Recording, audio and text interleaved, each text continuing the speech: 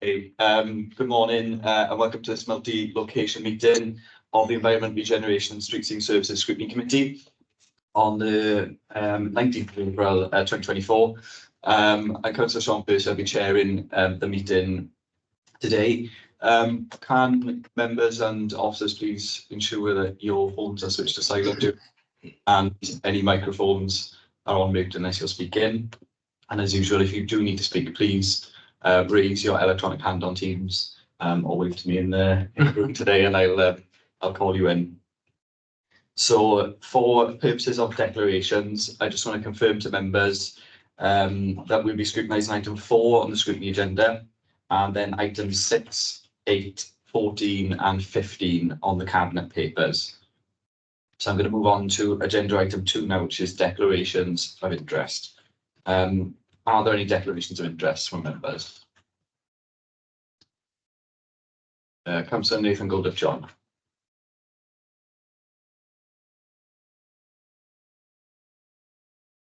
Sorry, everyone. IT's not been my friend today. Yeah, declaration of interest on agenda item 8.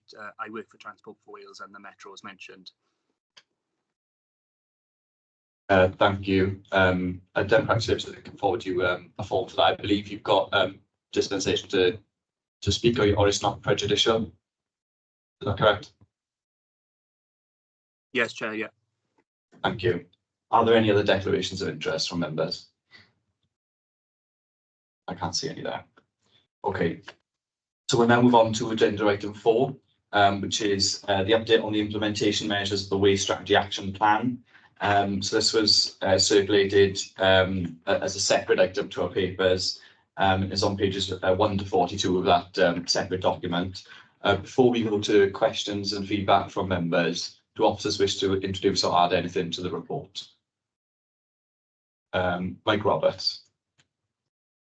Yeah, thank you, Chair. Just say obviously there is a lot of information there for members, so we're happy to just take questions. I've got with me today key members of the waste team. We've been working on various aspects of the action plan, and I'll be calling on them, no doubt, to contribute to answering the questions this morning.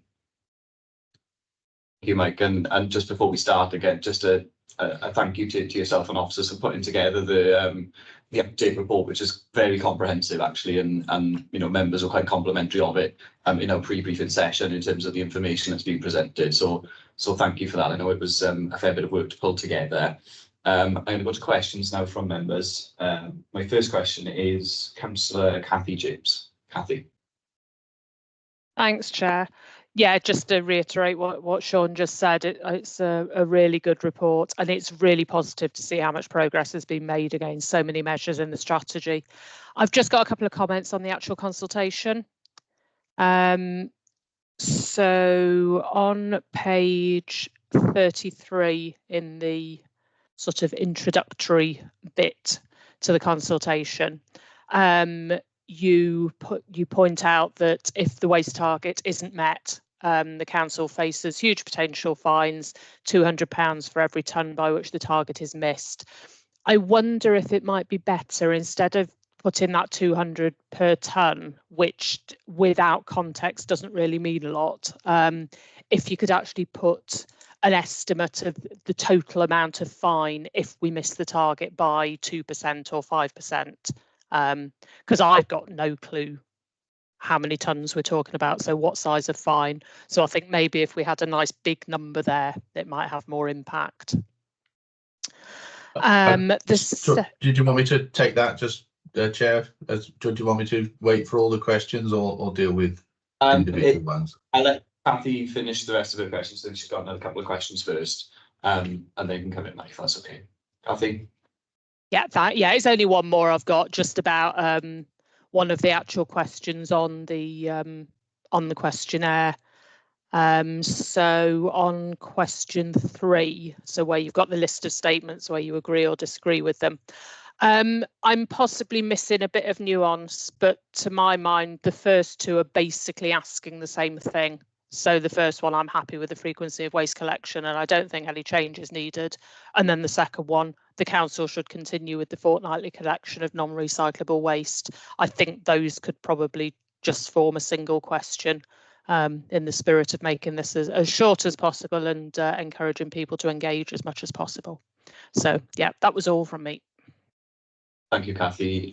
Mike, do you just come back on those? Yeah, I think Alan Harvey's got the exact number. We did in the April 23 report. We did give the figure for every 1% we missed the target. Is it 116,000, Alan? It's about last year about 130,000, Mike. 130,000 per 1%. So just multiply that up by however many percent we miss the target. So if it's just if it's 2%, 272,000. So and the last part, yeah, we're happy to take that on board. So but part of this morning is to listen to the comments of the scrutiny committee to help finalise the questions that we put forward in the consultation. Okay, thank you, Mike. My next indication is from Councillor Rob Wood in the meeting room here today. Just make sure you speak up, Rob. Yes,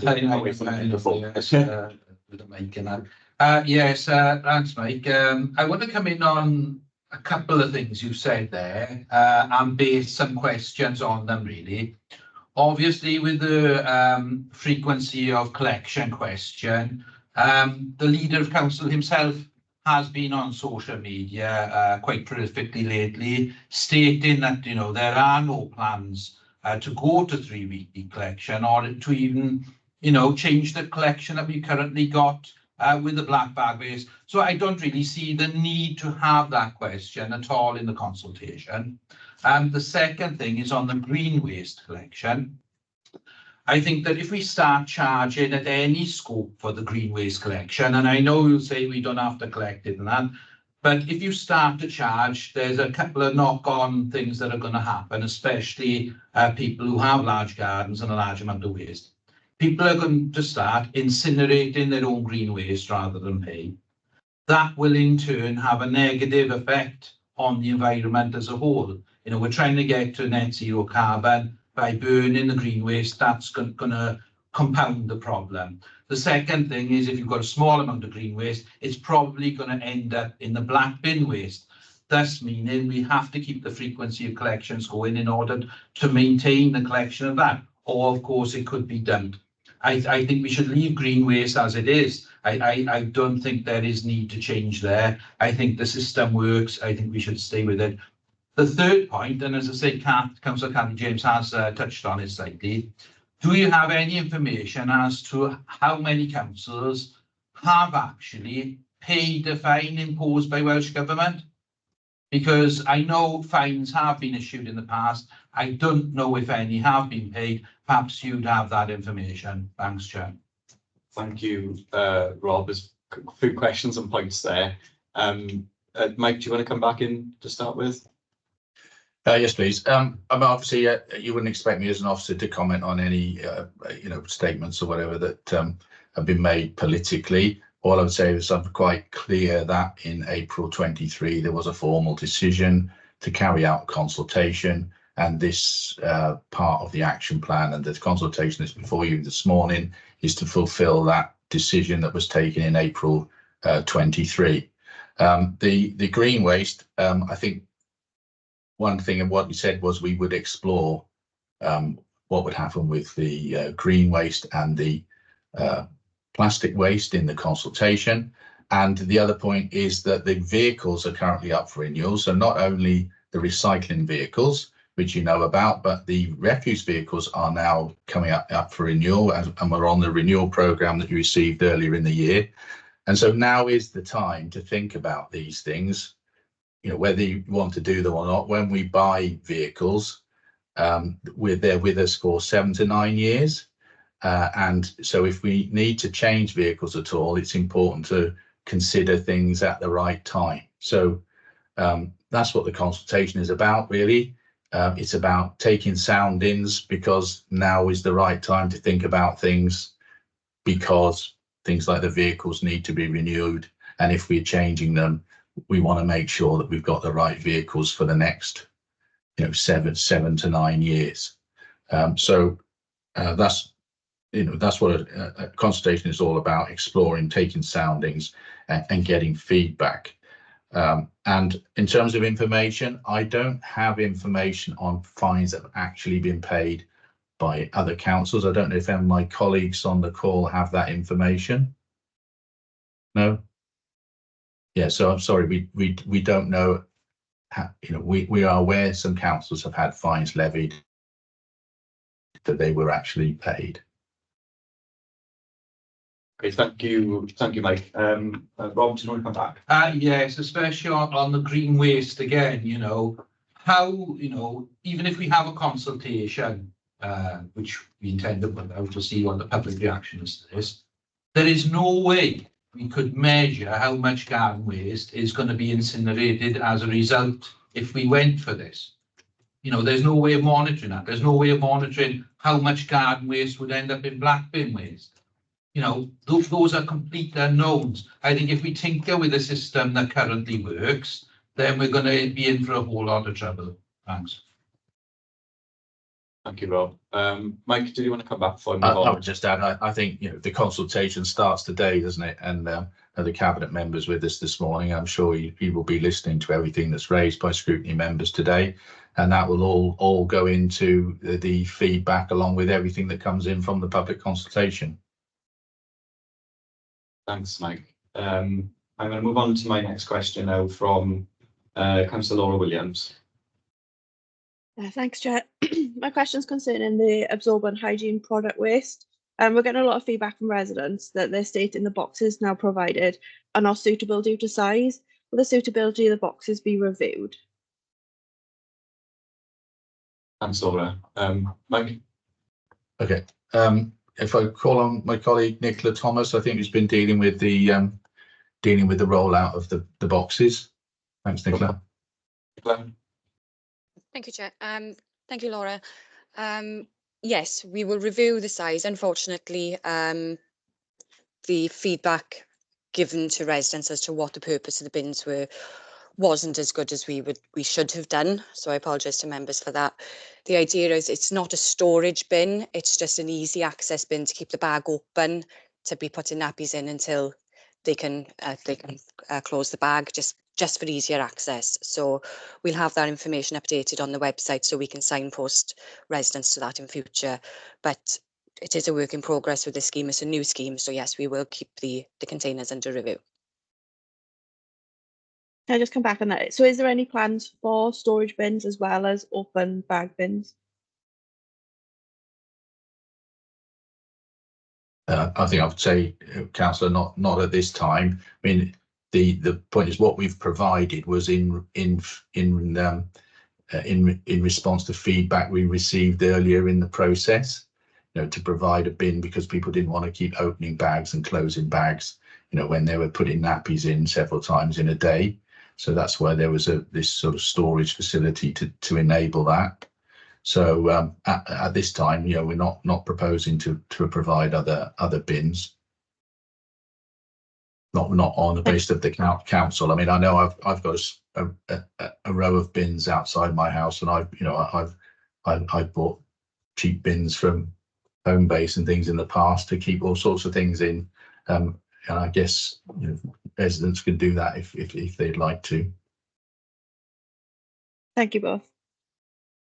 Yeah, I'll only jump in there briefly. Just we did discuss this item quite extensively during the task and finish group on waste and in the scrutiny of the waste strategy, and I think it's perhaps news to me today that the intention of the box was to keep the bag open. I think the discussion we were having at the time was about storage specifically, because actually we had quite a significant discussion about whether the box should be if people should be presenting the waste in the bin or not. So I understand maybe that we've settled on the fact that it's now something to hold the bag open while it's being filled. But I don't accept that was the original intention, because that certainly wasn't communicated to us as members during the quite lengthy discussions on this matter. But I think in terms of Laura's question, are we going to consider a storage bin? I think that was the original intention, was a storage bin. And I think that was an issue of perhaps communication to members and the public if officers' intention was not to have a storage bin. So I just want to make that point, because we did spend quite a lot of time discussing this in scrutiny. And from my reading of this, what we've ended up with is not suitable for the original intention, but it sounds like maybe we didn't understand the original intention either as members. I don't know if anyone's got anything to say on that point, but yeah, thank you, Chair. That's all I was going to suggest, not to delay progress within the meeting, is let me take this away with officers, and then we'll come further down the line with some more information and possibly some proposals, if that's okay. Yeah, no, I appreciate that, Scott. Thank you.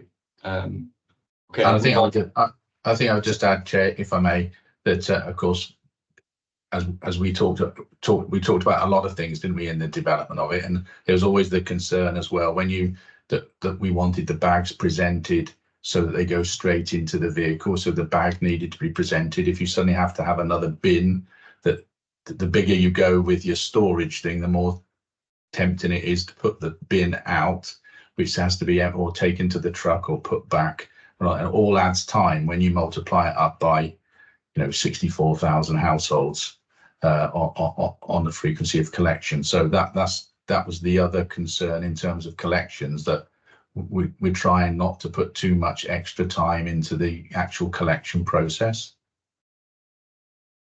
I appreciate that point, and I think yeah, we did discuss that at quite some length previously. So I'll move on now to the next questions from members. I had an indication from Councillor Tim Bowen. Tim, I think you had a yeah, thanks, Chair. The question's been answered on that by Mike, because Laura's asked that question, so that covers mine. Okay, no problem. Thank you. Thank you, Tim.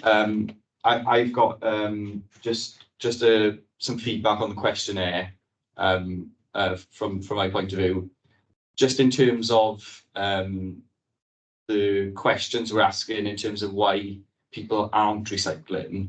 I think it would be quite helpful to put something in around the availability of recycling equipment. We've all had a lot of feedback on perhaps delays to deliveries or equipment not turning up. We get regular calls as members about that, and I think that could be a barrier to people recycling. And then in a similar, but not quite the same point, on food waste in particular, because that is our target here, isn't it? Is food waste, is food waste bags.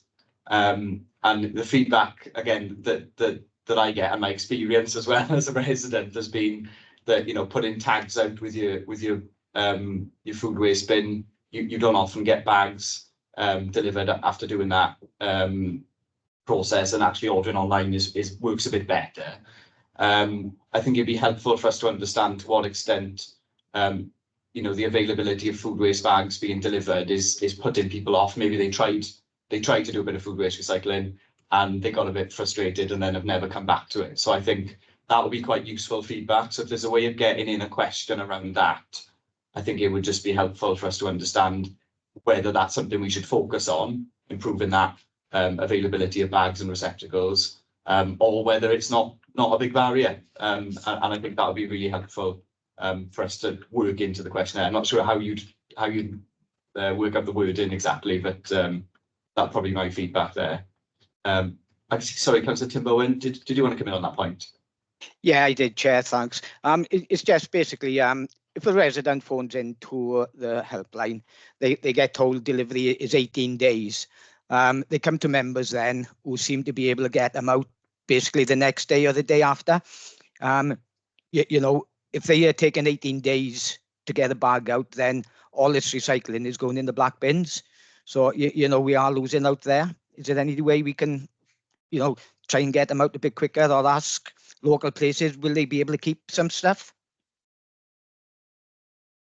Yeah, thanks, Tim. Mike, did you want to come in on that? I think, well, as you know, we'll talk to corporate colleagues who are helping us with the questionnaire about how we can work in something about equipment availability, and so that will test that as is what you're looking for there. Is there some obstruction to people taking part because of the delivery of equipment? So we can explore that.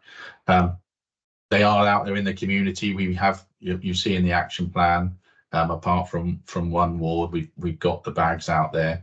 I was in the civic centre the other day, there's piles of bags. We're certainly issuing a lot of bags. There's a lot of food waste bags being issued. So they're out there. We don't think it's a problem, but I think we recognise, but I think that's the formal response time that's given via the call centre, and we're looking, I think that's also in the action plan in the detail, that we're looking to reduce that. And we have put in that extra delivery, we put in an extra delivery van and person on the bags. So we think things have improved, but certainly happy to put something in the questionnaire to explore that if there's still a problem, if people are still finding a problem. But we are issuing an awful lot of bags, and there's an awful lot of bags out there, and we're keeping the sort of venues in the community stocked. So I'd like to think people are getting bags when they need them. Thanks, Mike. I can see Gary wants to come in as well. Do you want to come in, Gary, before I bring Tim back? Yeah, can I come back on that a minute, Chair?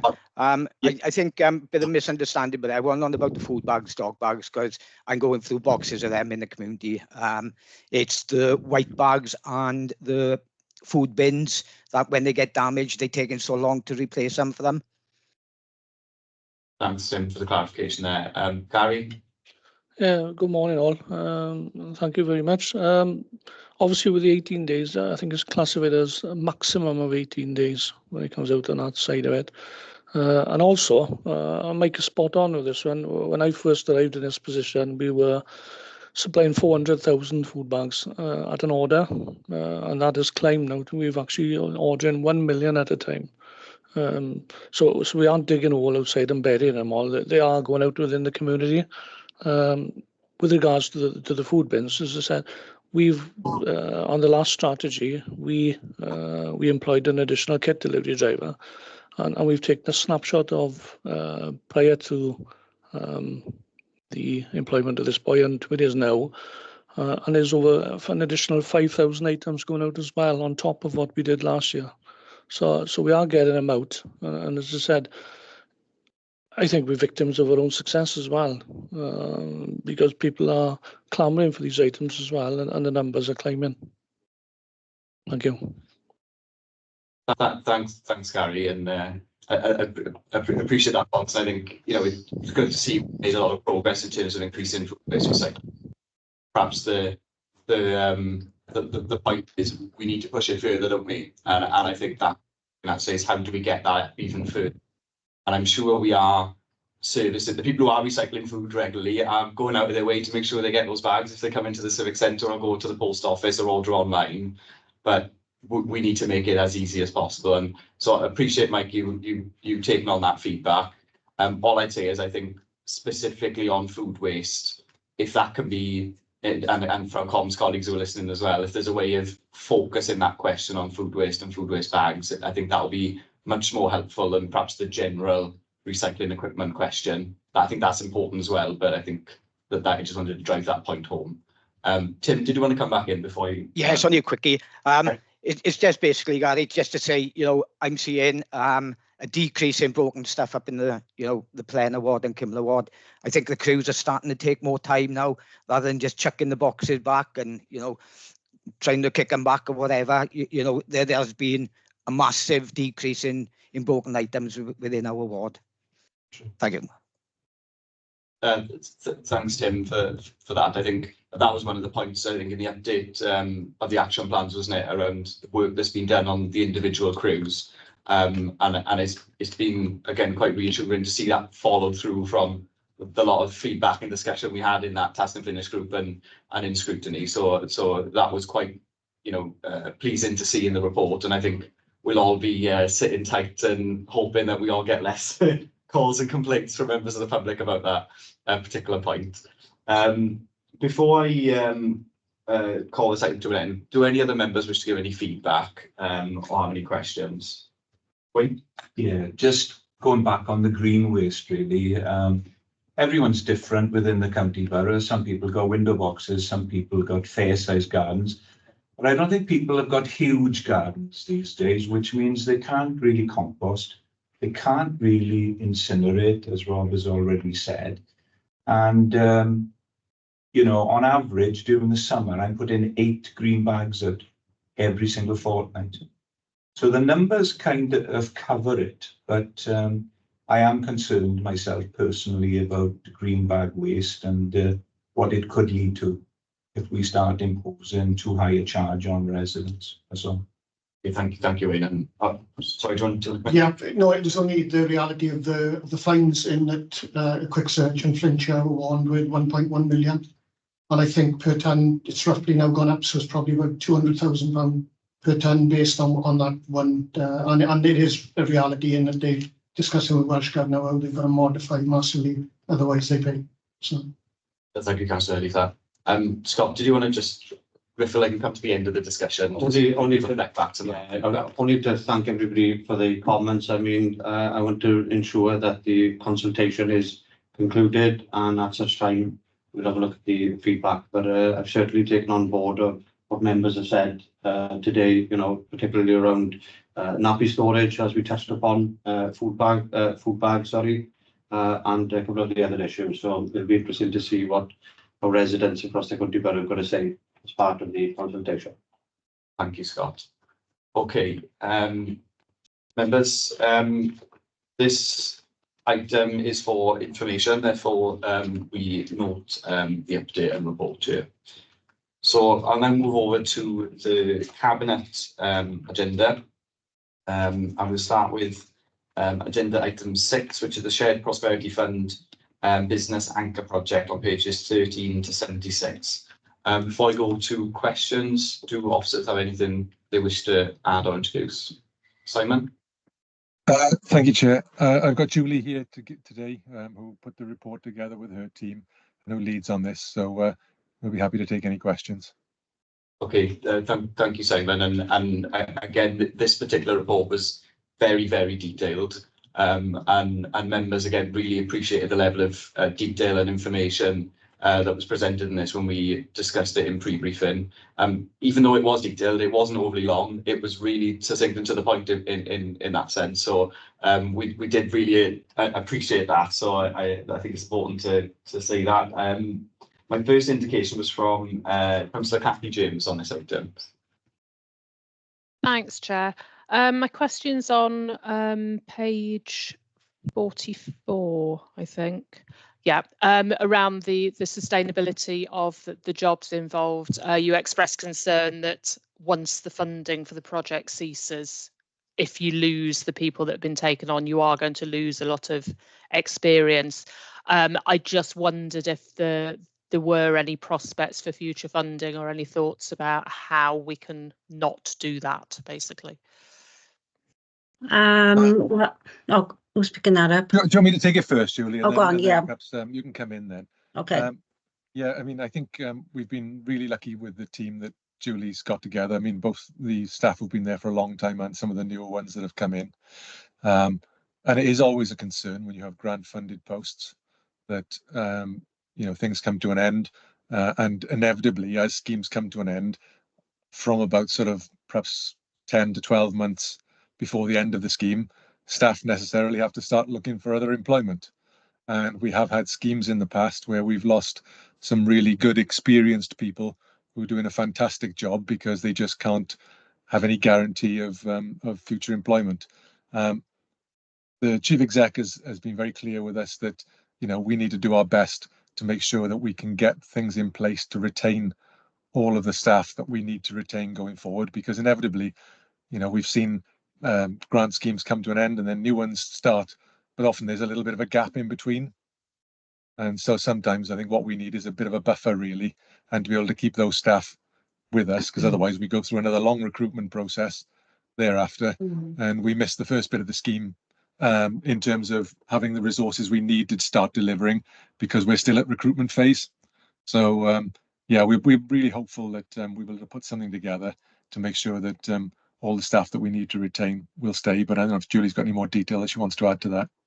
I think the major concern as well is obviously everything Simon has just outlined, but I think for us, looking at the age profile of our permanent members of staff, succession planning is definitely going to be an issue that we're going to have to deal with at some point in time as well. And it is disappointing if we do, I know if we have to let some of these staff members go. They've been fantastic, in fairness. You know, some of them have been not had the experience when they've come in, so you know they've been learning on the job. They've been learning really quickly. Some of them, you know, are quite young, you know, and could be offered a career in this area. But you know, there's that concern, obviously, that uncertainty around the funding and how long we will be able to keep them. Just to add to that as well, we have expressed these concerns to UK Gov in our meetings and said that there's two. I mean, with the way that funding has sort of gone over the last few years, having bidding processes where you don't know if you're going to be successful, and then when you are successful, you suddenly have to crew up accordingly to try and start delivery mode. But also with the short-term nature on funds. And the SPF has been a great fund for us, and we are really thankful to UK Gov for sorting that out. I mean, it's been a good scheme for us, but we really need SPF2 to be announced sometime before SPF1 comes to an end, because that continuity would give us a much longer delivery period as well, potentially, for some of the good work that's been done. And you know, I mean, obviously with all schemes that you run, there may be bits that you think, well, I probably wouldn't do that in round 2, or it's come to an end now, you know, we've saturated that. But having that continuity would be really huge. And you know, we've sort of expressed that to UK Gov, and whilst they are very sympathetic, there's no clear direction that they will continue to do it at this stage. Could I just also add as well, the SPF has allowed us to be flexible with the funding, so to react to things that are happening. And you know, with the situation with Tata now, it has allowed us to start doing some work with some of the companies we know we're going to be impacted within the supply chain. So again, you know, we've got that to deal with as well. We've got other pressures coming our way, so the last thing we need is to start losing that resource. So it's a difficult balance, I suppose. Thanks, both. Kathy, did you wish to come back on any of that?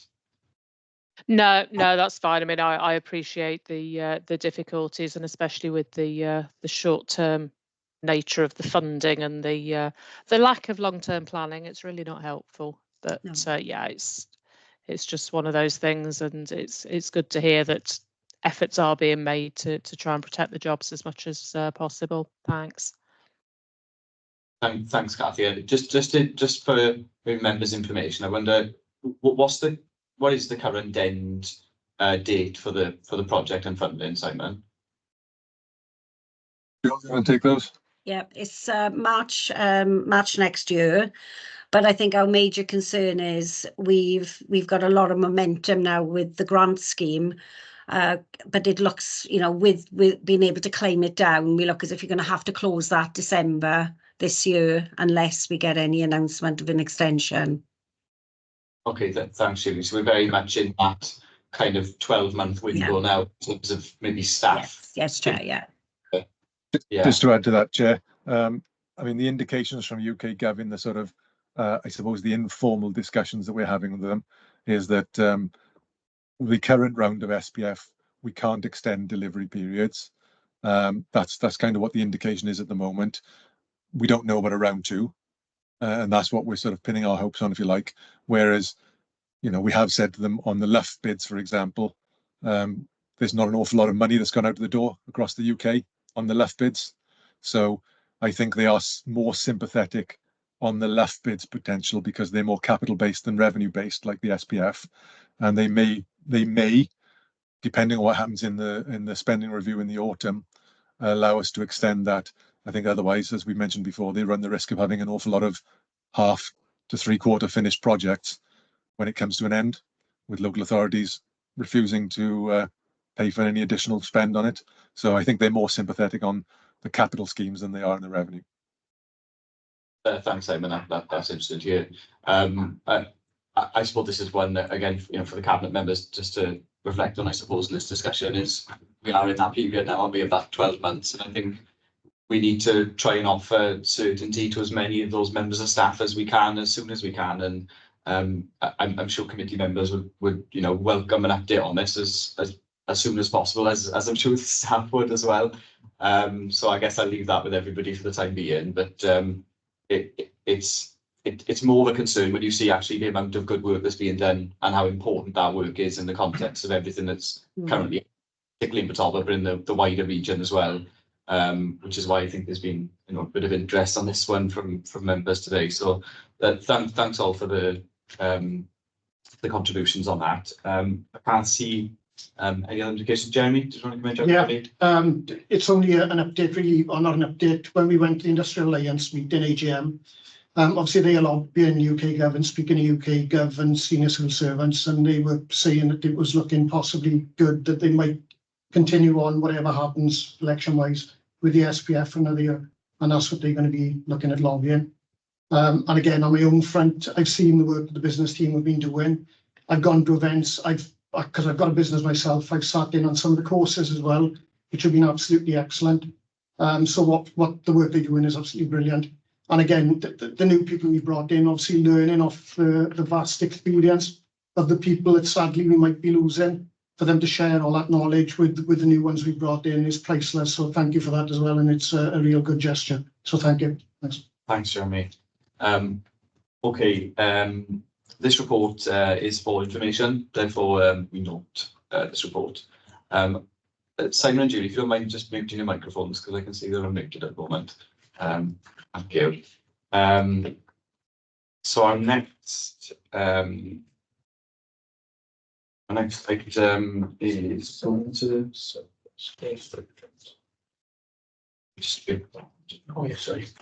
so item 8 now, there we are. Sorry, just catching up with my agenda here. So we now move on to agenda item 8, which is the Neath Talbot Local Area Energy Plan. That's on pages 103 to 354 of the Cabinet Board papers. Before I go to any questions, does anybody wish to add, any officers wish to add anything to the report? Thank you, Chair. I have Chris Jones with me today, hoping somewhere, who will be able to answer any of the technical questions.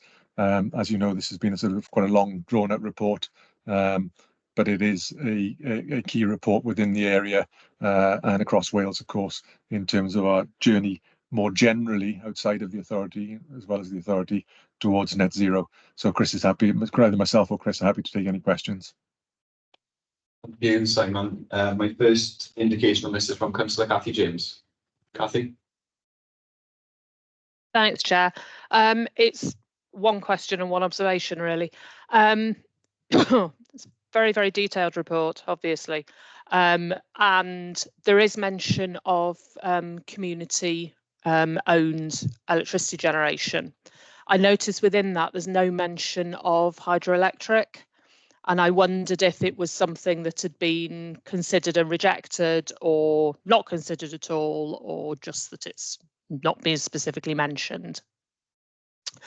My other point is around the reliance on air source heat pump conversions. I know that this policy is very much reflecting the sort of national direction of travel, and that converting everyone to air source heat pumps is seen to be very much the way forward.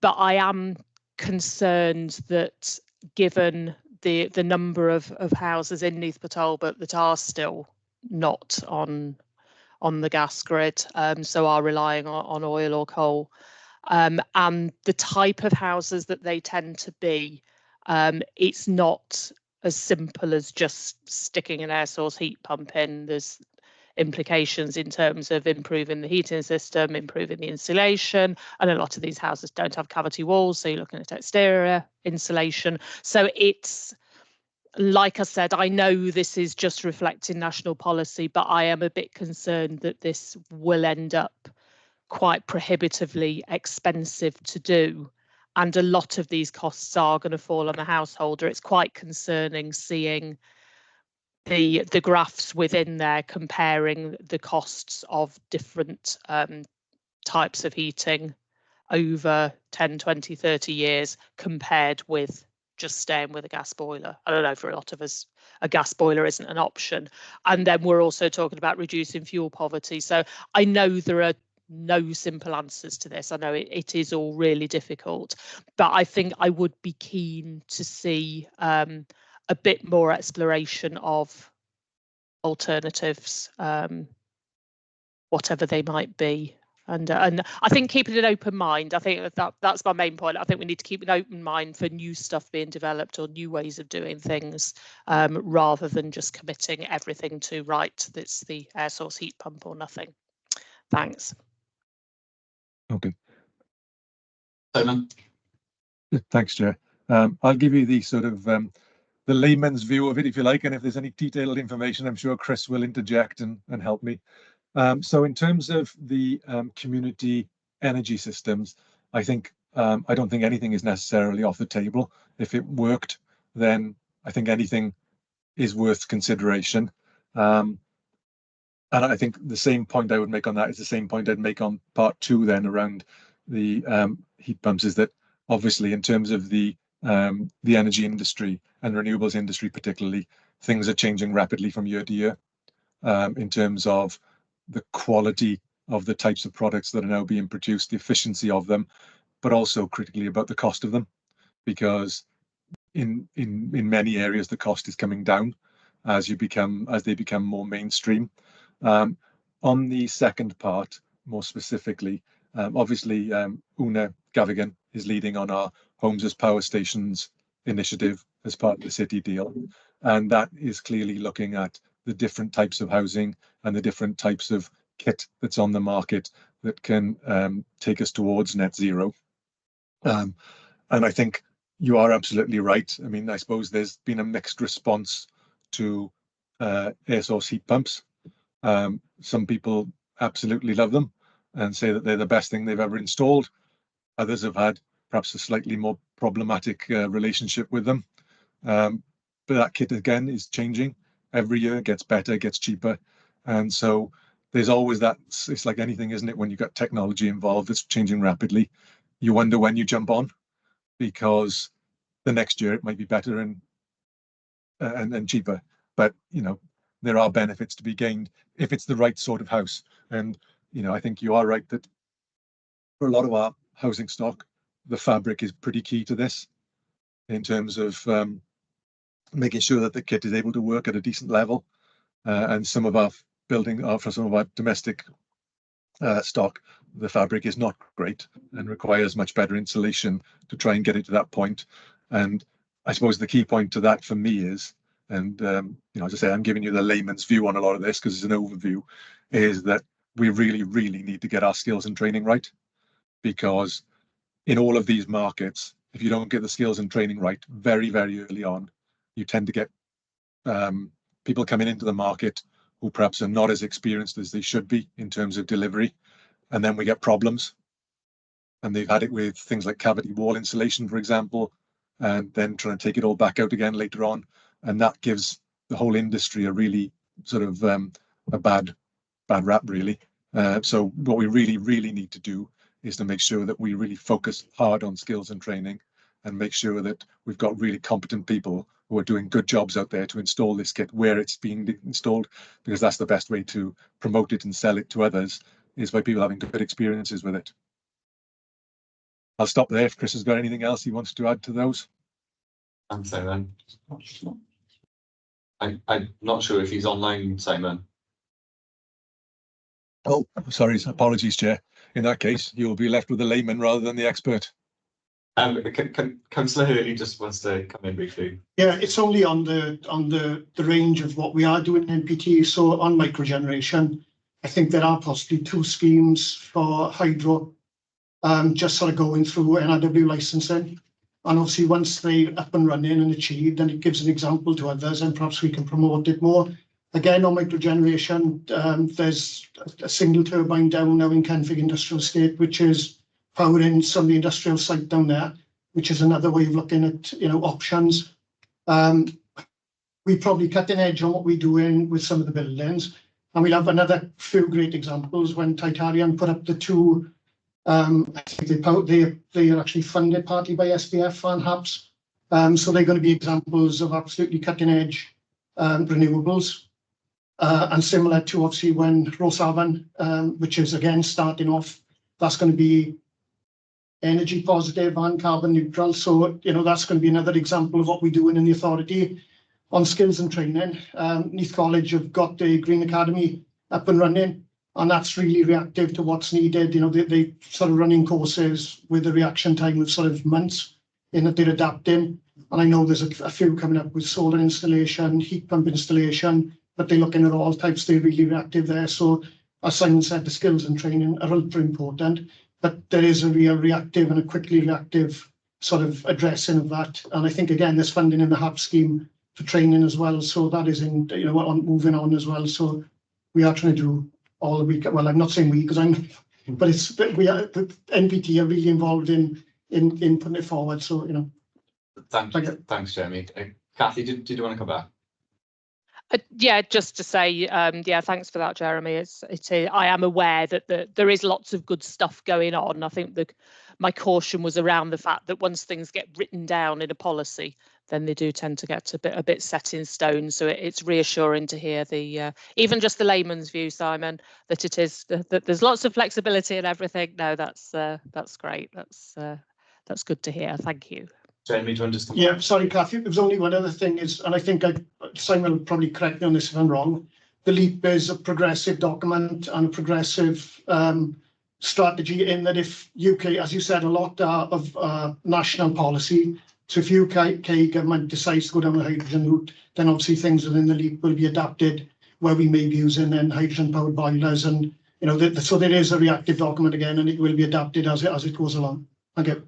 Thanks, Jeremy. Great, thanks. Yeah, that's absolutely right, Councillor Hurley.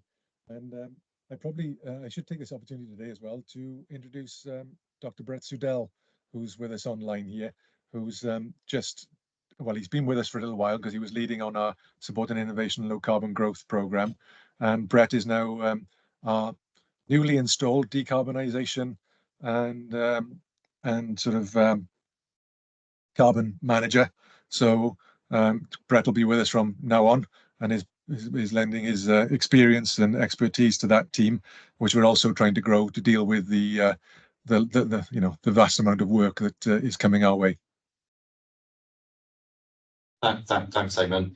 Only just picking up on a couple of points from that discussion. I think that the skills and training point is really important, Simon, and I'm glad you mentioned that. And I think what's particularly interesting with heat pumps is we've got a lot of people who've got the skills to install them, but it's actually the technical specifying of them where perhaps there's a big skills gap, and that's not just a problem locally. It's a UK-wide problem, isn't it? We've not got a high adoption rate, and the technical design of those systems is key for them to work effectively, which is perhaps at a higher level than maybe installing a gas boiler, and I think that's probably where we've got a lot of work to do. So I think that was a really good discussion point there. Jeremy? Yeah, no, sorry, it was only just something that's popped into my head that goes back to the business events. I think I went to a business event and we picked up somebody in Cumgrach who's an expert in building systems management, who's now been put in touch with Neath College. So you've got that expertise of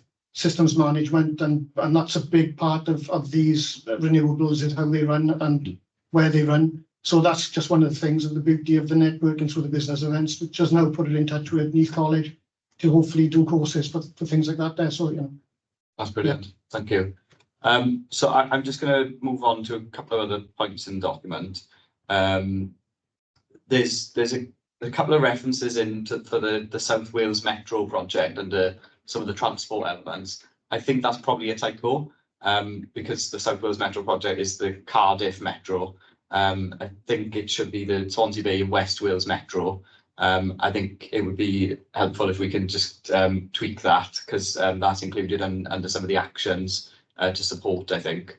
They are quite confusingly named. I don't think they're very helpful to the public either. but just a brief point on that. And I think the only other thing I wanted to pick up, and again, it was a transport one. We've put in an item around enabling active travel initiatives and funding, which obviously I very much welcome as somebody who's been advocating that from this position. Where I'm perhaps a little less sure is we've put in to advocate for the Active Travel Act to include leisure and recreation. Now, I understand why we might want to get funding for leisure and recreation in terms of walking and cycling. I think that's a good thing, but I think that is distinct from perhaps achieving transport objectives.